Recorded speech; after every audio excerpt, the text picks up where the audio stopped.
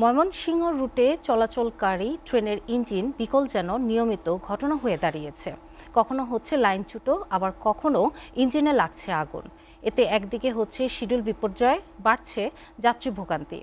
Engine ও লোকবল সংকটে এরই মধ্যে বন্ধ হয়েছে 3টি ট্রেন। এমন পরিস্থিতিতে আসন্ন ঈদ যাত্রায় দুর্ভোগের আশঙ্কা যাত্রীদের। আর রেল কর্তৃপক্ষ বলছে ঈদের ট্রেনে নিরাপদ যাতায়াতে নেওয়া হচ্ছে বিশেষ ব্যবস্থা। ময়মনসিংহ থেকে আওলাদ রুবেলের প্রতিবেদন।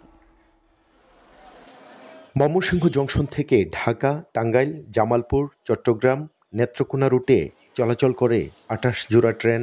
এর মধ্যে ইঞ্জিন সংকট ও লোকবলের অভাবে বন্ধ রয়েছে 3টি ট্রেন।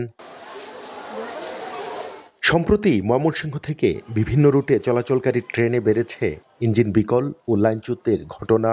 কখনো লেগে যাচ্ছে ইঞ্জিনে আগুন।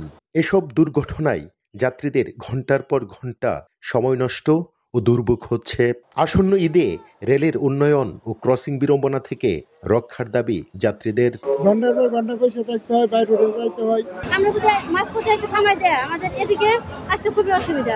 অনেক যাত্রী যাতায়াত করে ট্রেনে, সেই তুলনায় আমাদের ট্রেন অনেক কম। ট্রেনের বগি বা ইঞ্জিন লাইনচ্যুত হওয়া এড়াতে বিভিন্ন রুটে রেললাইন চেকিং ও মেরামত করা হচ্ছে বলে জানান রেলওয়ের এই প্রকৌশলী। ট্রলি করতেছি বা কালকে আবার যাব ইয়ের দিকে গফরগাঁও, মানে লাইন দেখবো, আমাদের লাইনের কারণে যাতে কোনো দুর্ঘটনা না ঘটে সেজন্য আরো কার্যক্রম জোরদার করতেছি। এদিকে ময়মনসিংহ জংশনের স্টেশন পরিচালক জানান, ঘন ঘন ইঞ্জিন বিকল ও ইঞ্জিনে আগুনের বিষয়টি ঊর্ধ্বতন কর্তৃপক্ষকে জানানো হয়েছে।